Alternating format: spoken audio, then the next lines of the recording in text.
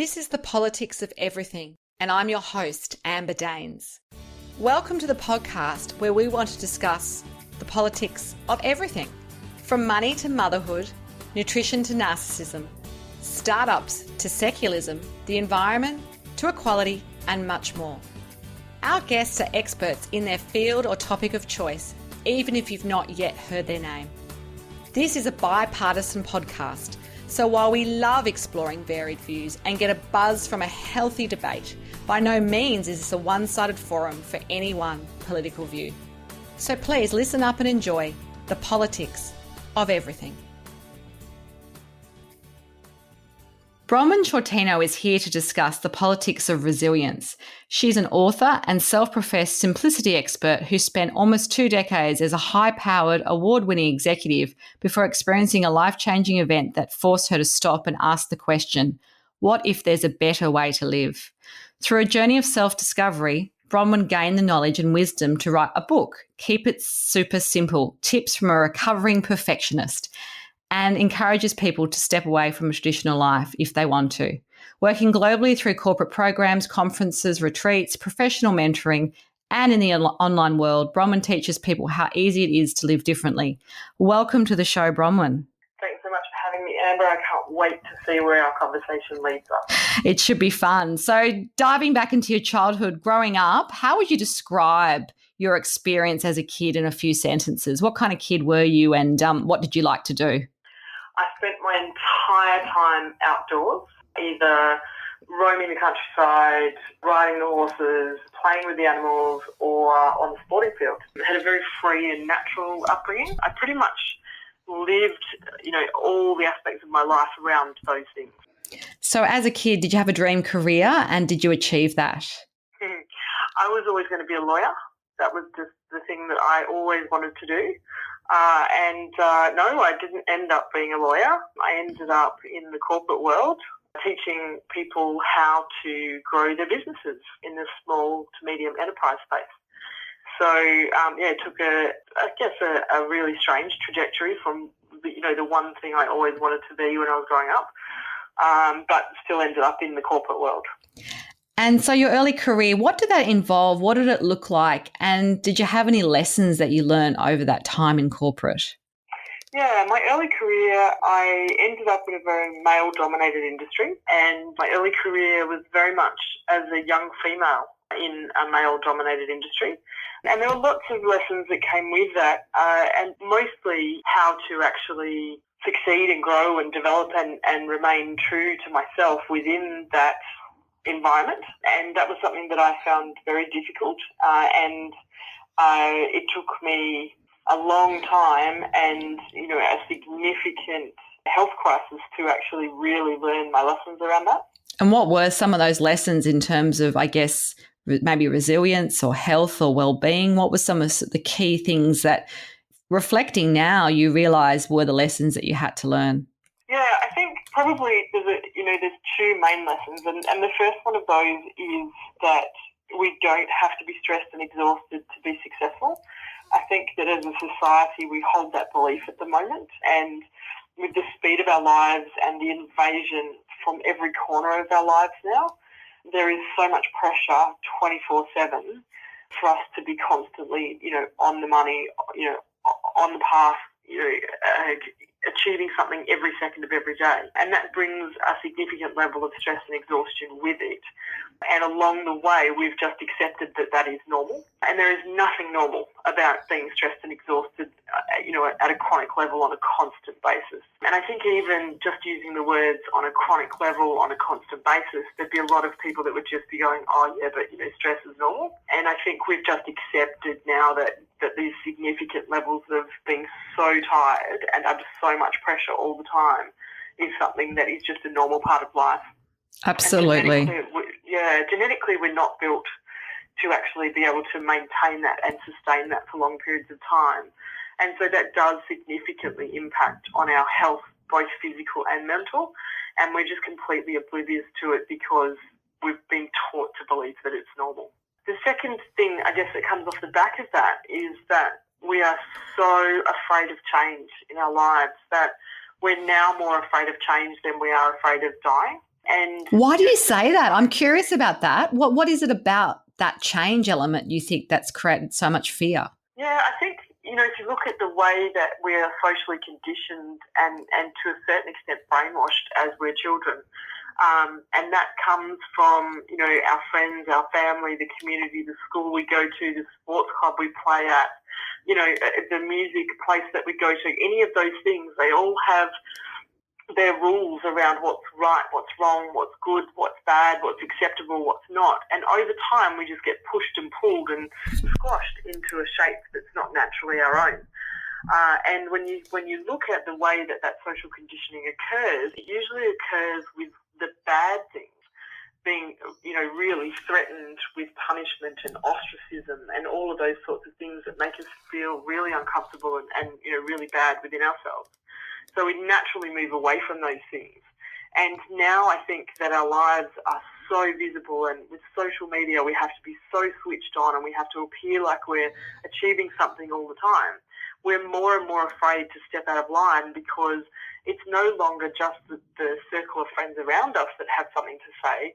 It's people from all over the world that perhaps don't even know us who can actually now have a say, and it can be so on such a much more significant scale, the backlash, I guess, around that conditioning if somebody decides that you've done something that's not appropriate. And so that level of fear around who we are, how we behave, what we do and how we do it is so much more heightened than it ever used to be. And so we now drive ourselves in a way that's not necessarily aligned with who we are. And we end up in situations where we're under so much pressure for such a long period of time that we actually can't physically or mentally take the pressure anymore. And it just creates a trigger point where we collapse.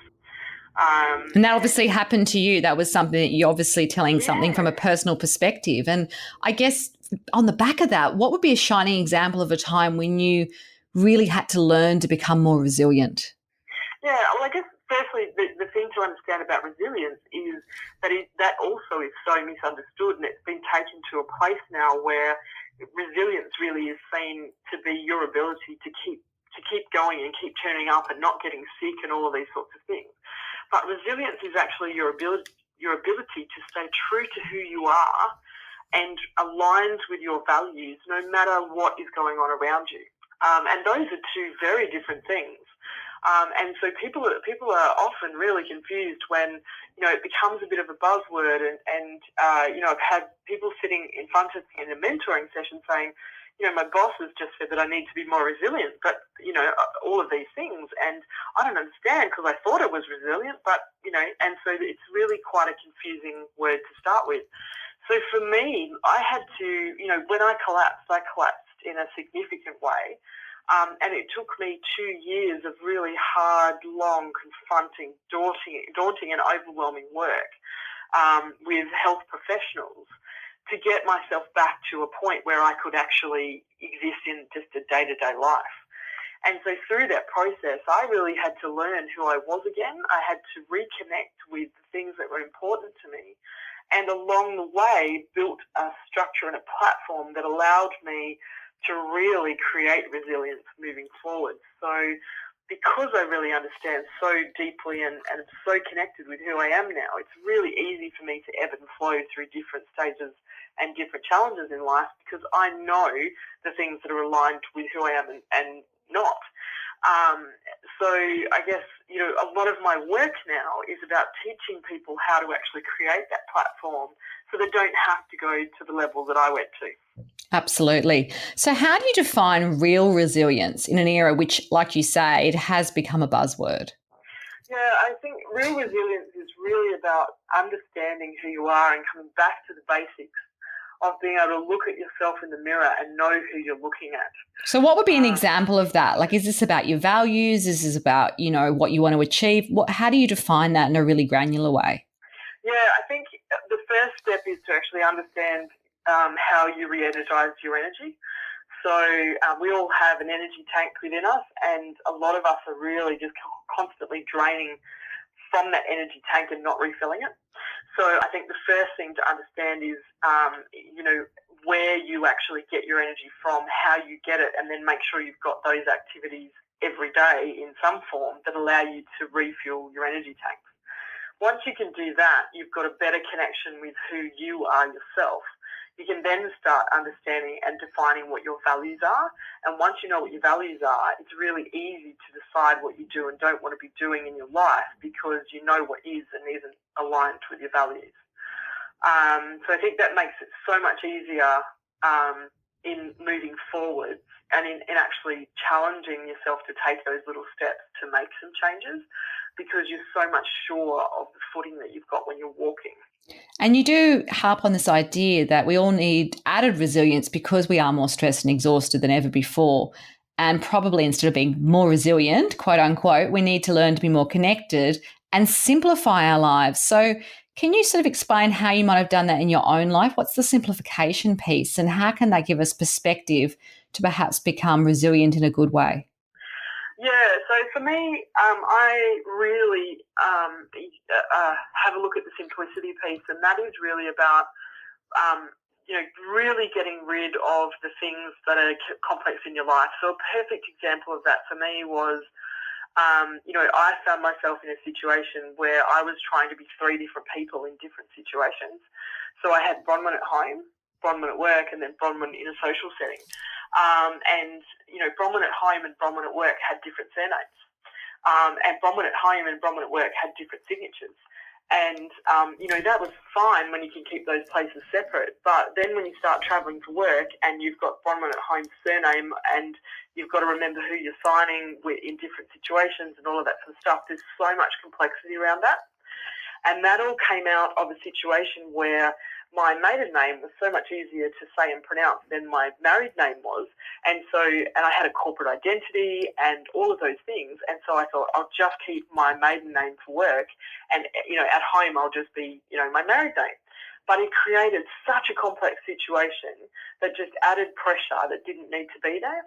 So one of the first things I did when I was going through my recovery from a breakdown was to actually look at those things and those areas where things really were complex and just created, added things I didn't need, and I just completely simplified them. I became one person, just did one thing, one signature, one surname, all of those sorts of things, and there's a whole heap of pressure that drops out of your life. I think also it's really about understanding exactly how your life is set up. So things like, if you catch yourself comparing your life to somebody else's life that you see in social media, for example, you really need to put an overlay on that in your thinking and just say, but hang on, that's social media. That's actually a virtual world. I'm comparing my real life with a virtual world. They're never going to match. So it's understanding some of those simple things and really just allowing yourself a bit of self-compassion that just says, hang on, I'm okay, I'm doing okay, I'm doing what's aligned with my values, I'm doing what's aligned with who I am. I don't need to worry about all that other stuff. It's interesting you mentioned those two examples. Number one, I have still kept my maiden name after 12 years for work. So I'm Amber Daines and I'm Amber Unger in the rest of my life. And I haven't even thought that that's made my life complicated. I do know what you mean about the administrivia, but I guess I kind of must be old journalist in me. I just can't get rid of my maiden name. And my married name, Amber Unger, just doesn't sound that great, to be honest, phonetically for me. So I went from, one name which I love to one that I wasn't so happy with. But yes, I think it depends, I guess, what your tipping points are. But the piece about social media is interesting because I've got a journalist friend who you would imagine needs to be on social media for her work. She's a senior freelancer in the business space, but she actually has no social media accounts now, none. And she reckons that's changed her life completely because she has a high volume workload. And she just said, I feel like it's a chore, all this keeping up with Instagram and tweeting and, all the things that she said, now I read like 2 books a week because I just don't do that stuff. So I think for some people it'll be about even taking that next step is what I'm saying and actually maybe opting out of social media for a period or, simplifying how many accounts they have because that definitely is something which didn't exist 10, 15 years ago. Yeah, totally. And I find as well, I have social media. I have it for my business because my business is global, and that's it's actually a really easy and simple way for me to connect with followers from all around the world. But I'm only posting once or twice a day. I've only got 3 accounts, and those things are relatively connected. So I don't necessarily need to do 3 different things for the 3 different accounts. I've really simplified how I use it, when I use it, and the role that it plays in my life. I don't spend hours trawling through it. My personal account pretty much is just a share from my work accounts. I think you're right. It's a bit like the surname for you kind of doesn't create a massive issue, whereas for me it created this massive complexity. It's different horses for different courses, and I think that's a really important thing to sort of talk about is we are all unique individuals, and what works for me won't necessarily work for everybody else. But there might be bits of it that you can take and say, hey, I might give that a go. So I think, for your journalist friend, it's the perfect example of, this stuff was just creating havoc in my life. I've got rid of it, I've simplified what I'm doing, and now I get to do these other things, which I really love. And it also means her and I catch up in real life more often because she has no idea what's happening in my life. And so I think from a relationship point of view, if relationships with close friends are important to you, that is one way, I guess, to create the perspective on that. Totally, yeah. And I think that's something really that's part of that connection piece is, to reduce the stress and the exhaustion is to start getting back to those things that really feed us from a soul level and, make us happy and create that light and colour in our lives instead of just the dull, grey, tired, exhausted slog. Absolutely. So where do many people go wrong when they try to be more resilient in your experience, maybe from your coaching work that you do? I mean, is there any sort of patterns where people kind of, the man up language or the get on with it, or I'm just going to work harder and then I'll get a break? I mean, is there sort of some mindsets which people adopt when they maybe are stressed and they actually think they're being resilient and they're not? Yeah, I think the biggest one is soldier on. You just push through. If you can push through, just get through this, just get to the end of this and then it'll all be okay. But the problem is because you've created that environment and you've created that habit and you've created that way of life, that becomes your way of life. So as you just push through this, the next thing comes in and then you just push through that. So I think the biggest thing that I see is, that fear around change. And, I can't do anything differently because. Yes. Or it's okay for you because I don't know about you, but in my life, it's this. So it becomes the comparison game. Yes, yep, which we're all guilty of. It's like you might live your life like that and that's fine for you because of all of these, big long list of reasons. But I can't do that because of this. And it's like, okay, well, for starters, the way I live my life might not work for you at all in any format anyway. So really it's about just having a look at what you need, making sure you've got those energy creating activities so that you're refueling your tanks for starters. And then I think secondly, the next thing is people always know what they want. They always know the thing that they really would like to have in their life, but they're either too afraid to say or they won't say because they're too afraid they won't get it. And then their life really is a slog because they can't have the thing they want. And I think the thing is people go straight to overwhelm in things. Yes. They say, I'd really like to do this, but then it becomes just too big and they can't nut their way out. They can't chunk it down at all. And they how to get there. You almost talk yourself out of it, don't you? Sometimes you sort of say, I'd love to move to, outside, a capital city and have a tree change, but these are all the reasons I can't, or I've got to wait. That's exactly right. Yeah. Yeah, because it goes straight to overwhelm. So it's really about just making sure that, here's the thing you really want, and that's great. Let's just not even worry about going to overwhelm. Now let's have a look at the little steps you can take to work your way towards doing that. Because I think we really need to combat this need to have everything immediately. I have to succeed immediately. I've got to have this immediately. I've got to have all the money immediately. I've got to do all these things immediately. And then that just becomes pressure and stress and overwhelm. Whereas if you just say, here's the thing I want and here's the little things I can do to get there, let's just focus on the first one. And then you know that you're heading in the direction. And it's really interesting how it takes a little bit of time to start with because you're undoing, sometimes decades worth of mindset and habits. But the more you actually take these little steps and you just take that one step repeatedly and then all of a sudden that's a habit. And then it becomes, really quite quick after that, to head in the direction of the goal that you want. So it's sometimes it's just undoing some of the conditioning that we've been given and really just opening your mind to think about something in a little bit, of a different way, but that can open the way that you see it so significantly that, you can make massive changes in your life just from tiny little steps that you take. So can you share with us the most important or valuable people in your life that might have been mentors or even family or friends? If so, who are they and what have they taught you about true success and maybe resilience too? Yeah, I think probably there's been two really significant mentors in my life, and actually a third one is just presenting now, which is beautiful because it's lovely that in different stages of your life and in different ways people can really present. And the first of those was a lady called Mary Dwyer from Impact Solutions International. And she really was the first mentor that I had in my very early 20s. And she presented it at a time when I was really struggling with that male-dominated industry and really struggling to find my way around the boys' club and all of those things, that nobody admits exist, but, we all know they do.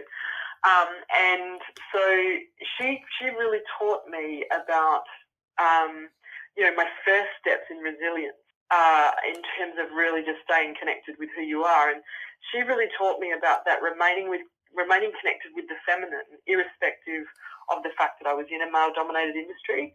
And she really taught me, I guess, my first footsteps along the pathway of being able to really change the way that your mind works and identify patterns in your mind and all of those sorts of things.